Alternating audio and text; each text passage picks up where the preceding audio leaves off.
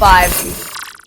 Guys, I'm really like in my pink girl era right now. Like I'm definitely feeling this. But anyway, welcome back guys to another video by Ultimate Fave. Now, if you are new here, you know exactly what to do. I want you to click that subscribe button so you can get a notification every time my video drops. And for all my returning subscribers, when the bridges bend and the tables turn, people will land or something along those lines. But I don't know if you guys have been watching the latest episodes of Real Housewives of Lagos, but things are starting to get a bit sticky icky ew, or whatever that song is by Brown Dash. Is it sticky icky? Brown Dash, I can say. But anyway guys, we are back with another TV recap of the Real Housewives of Lagos. Now I did the first set of like character breakdown. That was my very first episode. Like obviously I've been watching the first season, the second season. Anyway, we've seen how the alliances have come on the table together, right? However, when my Jesus answers me, when God comes running, how has Mariam become the villain so quickly? It hasn't even been like halfway through the season, probably has, but my chat is how the girls turn so quickly on Mariam needs to be embedded in like the craziest record of history, because I think that she never saw that one coming. So like, let's gather what we've been seeing from the past few episodes. Now we know that obviously in this new season, Laura is all about her peace. Toyin is really concerned about her health, but she's also exhibiting that peace. We've got the new it girl. When I get you, this is what I hate about summertime. We've got the new it girl, Faith Mori, who is holding the girlies by the neck. She's holding them by the throat. She's obviously my favorite character of the season. It's without a shadow of doubt. We've also got Tanya. We've got Dr. Ramal, whom I'm glad his little scene, his little, you know, like entrance exit is done. Because I honestly felt like Dr. Ramal was nothing but just like an added extra to kind of make Faith look bad. That's why I didn't even touch on Dr. Ramal. I forgot about him in the first, you know, breakdown. Dr. Ramal was giving typical cloud chasing, wanting to be a part of the squad when you were never even invited to begin with. I'm probably sure you did that dance for free anyway. I mean, sit down. Aren't you a doctor? Go to my own injection, the Botox, the ink. Technically, basically, according to whatever he obviously identifies with, then actually, but you know how I hate how all these female-based shows always has that one gay guy who is an instigator, who starts rubbish. Like, think about it. Think how it all plays out. Even on the Real Housewives of Johannesburg, you had that other white guy who was instigating. Even on the Real Housewives of Durban. No, but on the Real Housewives of Durban, that guy didn't instigate. He didn't instigate, but he picked Jojo's side. Jojo and Nonku, when he was friends with Maria for about like 8 years. So technically, he is an instigator. And he's a cloud chaser. So I feel like all the gay guys that come onto the scene are definitely coming on to kind of spring a lot of drama when it really isn't necessary. So I'm hoping that Dr. Ramal's entry was a quick one. I hope it was giving interlude, 2 episodes in, out, and also Faith kind of revealed the kind of person Dr. Ramal was, trying to act like they been knew each other, trying to act like they've been rocking, when in actual fact, you're not even rocking with Faith like that. So why were you acting? Why were you performing? What was all that shindig about? Give him his Grammy, give him his Oscar. No, we want his ass out of here. Okay? Wait. Actors get Oscars and the Grammys are for music, right? Yes, the Grammys are for music and the Oscars are for acting. And the Tonys are for whatever the Tonys are for. And the Nobel Peace Prizes are for something philanthropy and that, this, that, and the third. You know what? Don't even ask me those questions. I can't answer you. But anyway, then I love how the change happened. Now we know the series of how the show played out. Faith Mori was everyone's target from when the show started. I also kind of disliked Tanya because I disliked her inability to use some sort of discernment in noticing that the ladies are honestly trying to put Faith on the firing line just to have some sort of storyline that was flowing. Like how mean who's that lady? Iyabo was to Faith for no given reason. Like, I don't even know how Iyabo hasn't been called out for this foul behavior, but I'm so glad that she's been in and out, going to America, going to Tokyo, going wherever you were going, because you were not needed on the show, if I'm being really, really honest. Like, I didn't like you from episode 1, and your comeback won't make a difference to me. I think the team and the group is a lot more unified when Iyabo's not around. I think Iyabo instills a lot of fear into the women, where they feel like they're forced to respect her because of her history in the entertainment space. So I didn't really like that. I didn't like how whenever Iyabo is around and doing some messy shit, nobody calls her out. So from when Iyabo left and went to America with her supposed new partner, new beau, I was like, good shot, stay there. As a matter of fact, don't even come back, just come back in the reunion, because that's the only time we'll need you moving forward. I feel like Faith has a voice. Faith is kind of, being in her space. She's minding her own business. And you know what I love about a woman who minds her business? The truth will come out. Silence can't be misunderstood. Faith took out the facts and she was like, I'm no longer your friend, I'm not fucking with you, I'm not vibing with you, and that's that. Now, here's where the fuckery starts beginning. Now, at the beginning of the season, you guys know, beginning of season 2, Mariam and I think it was Toyin, they had a little bit of like some beef, right? I don't know if it had to do with Toyin's health and the fact that Mariam didn't reach out to Toyin or anything of that nature, but they had like some unfinished business because they were very good friends in season 1, and obviously that was showcased. However, from season 2, I think Toyin felt like Mariam just moved a little bit away and didn't really showcase that whole friendship stuff. So they were trying to start off on the right foot. Now I want you to keep that in mind, because episode 7 or episode 8, wherever we are now, is the one that exposes Mariam for her hypocrisy, right? Now, Laura had an issue with Iyabo and Chioma in season 1.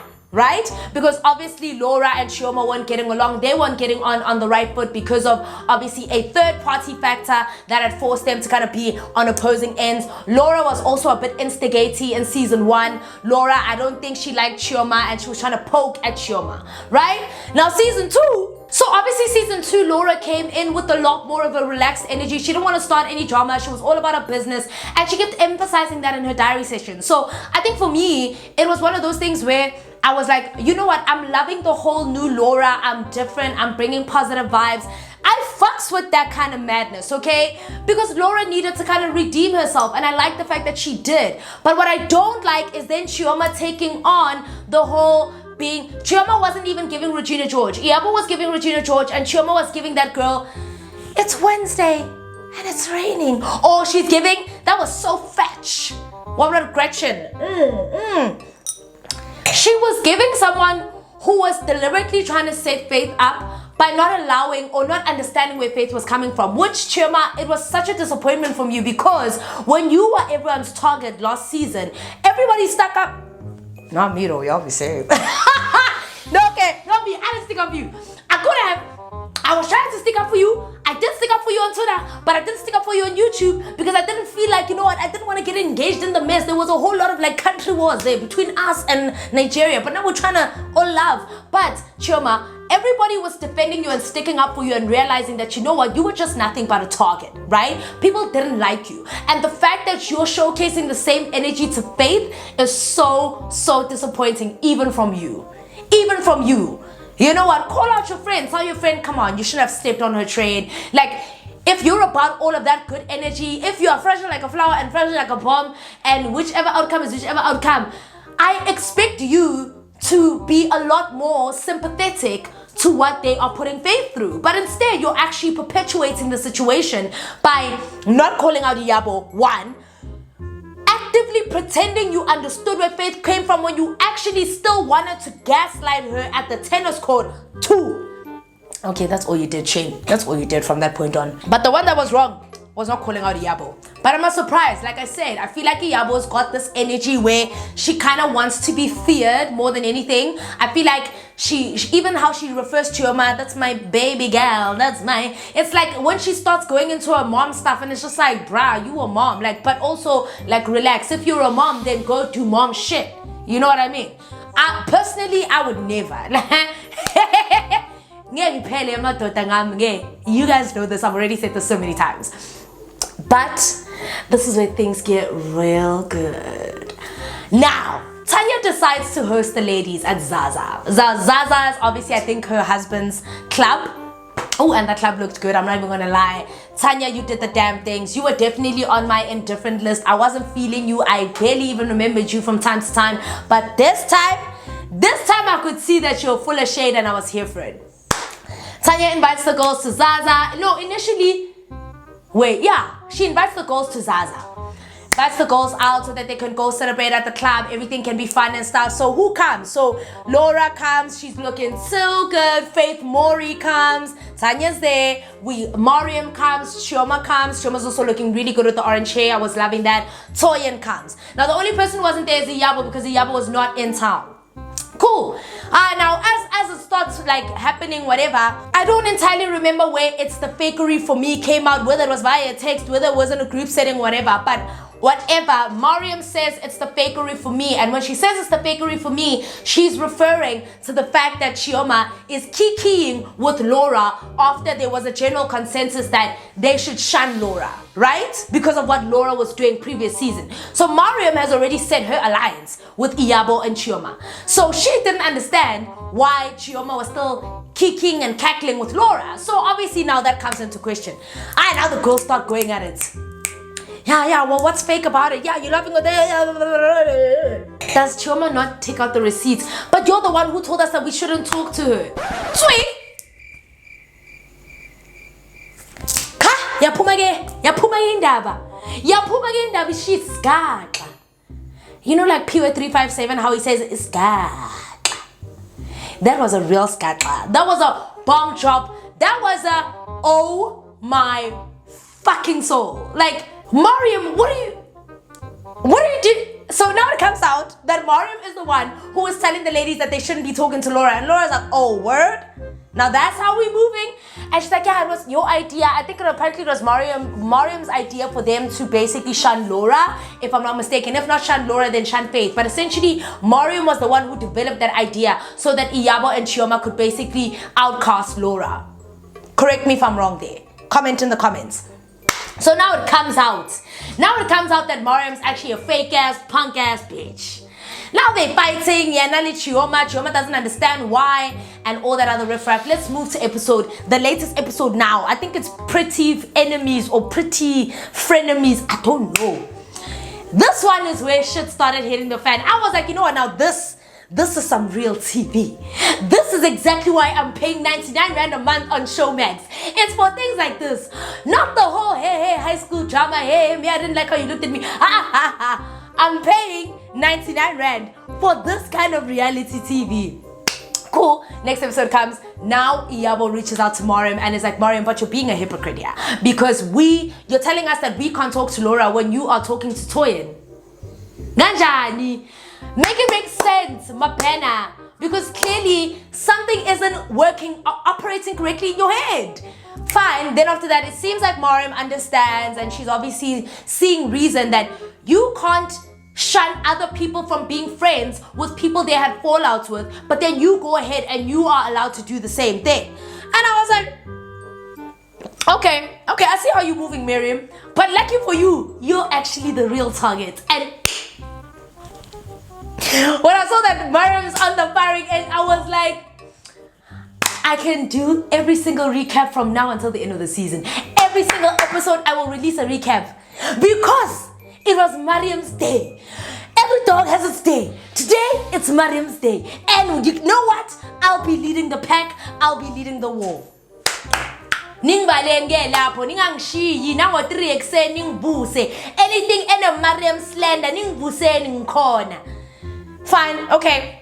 Iyabo calls out Mariam. Mariam seemingly seems like she understands where she's coming from, of which she had no choice but to understand, because Mariam was being a bit hypocritical in that sense. And I can obviously give her kudos for understanding, but now here's the real tea.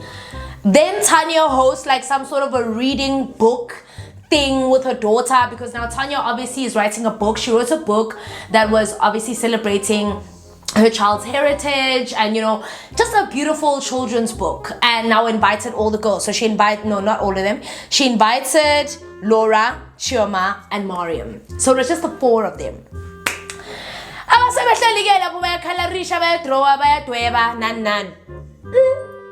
Fine.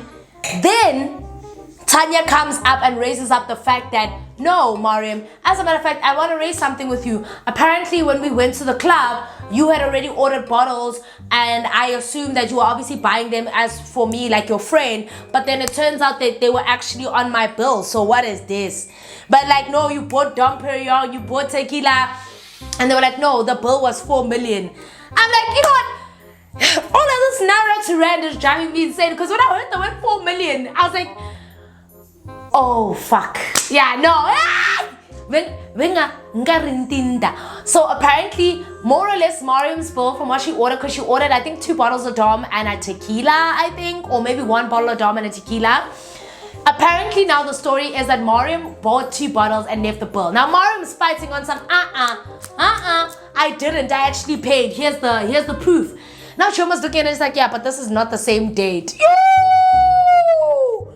Now Mariam is being exposed for not paying. Now, do I think Mariam didn't pay? Of course she didn't. Of course she didn't. Because if you had paid, there'd be no discrepancy. Like, if you had paid, we would not be having this conversation. If you had paid, my baby, my papa, so and yes, it's okay to admit understand. Like, there is absolutely nothing wrong with admitting that you ordered Dom, but you didn't pay for it. We're not saying that you didn't have the money, but you sure as hell ran away from that bill. And now Chioma's also now chiming in. Now Chioma's against Mariam now for some strange reason. Now they're going at it. Yeah, you don't have a child, so you don't know. Hey. Whoa. I'm like,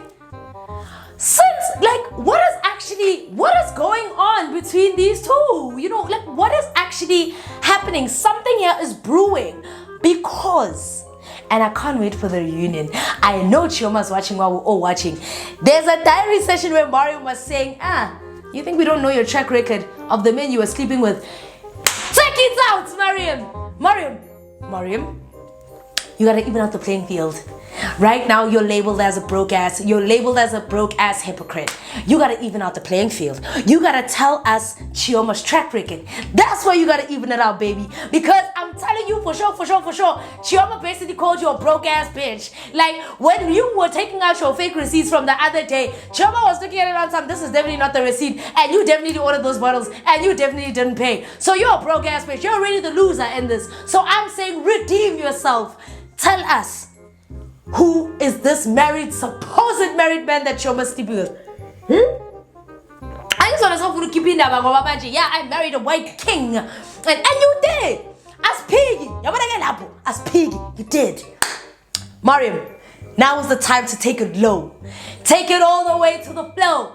Take it to the basement. As a matter of fact, I know a door that takes you to the basement that has an elevator that goes straight down to hell, VIP section. And then even in that VIP section, we still got a step ladder that goes underground in the tunnel just above where hell is.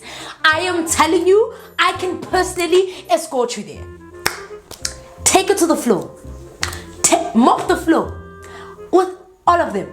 Because the thing is now, what I'm seeing is that Mariam was probably under this impression walking into the season that we don't like these girls, we don't fuck with them. Kandi Chioma and Iyaba are going to turn the tables on Mariam.